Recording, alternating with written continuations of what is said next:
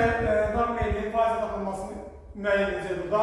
Dağın ətəyi veziri və sərafacı məsafə şimal yamacında 18 kilometrdir. Cənub yamacında isə 9 kilometr. Dağın şimalında 2 meyillik faizlə 10% edirlər. Cənubdakı yamacı meyillik faiz istəyirlər bizdən. Gəlin müəyyən edəyimiz burada. Ümumiyyətlə, bizim meyillik düsturumuz necə idi? Meyillik düsturumuza bərabərdir. Hündürlük bölünsün məsafə. Biz meyillik faizlə tapanda burada vururduq 100%. Gəlin yerine göre baxayım burada. Bizə burada verir dağın. Deməli, məsafəni verir bizə burada 18 kilometr və faizlə, meyillik faizlə verir bizə burada 10%. Biz tapmalıyıq dağın hündürlüyü. Dağın hündürlüyü tapanda mən həmişə təsəvvür edirəm ki, faizlə verirsə, faizlə veriləndir 100-ə bölməliyik. Bölürük 100-ə, 100%-ə, edir 0.1, düzdür mü?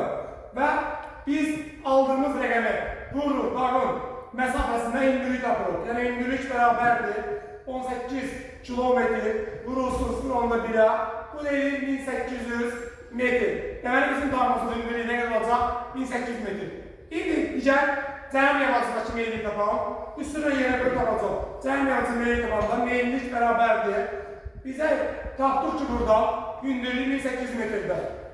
1800 metr bölünsün. Məsafəni verir 9 kilometr. Vurulsun 100%'ə. 1809'dan 9.000'ə böləndə 0.2'dir. 0.2'də 100'ə olsaq eləcək 20%. Deməli, dağın cənub yamacında meyillik nə qədər olacaq faizdən 20%.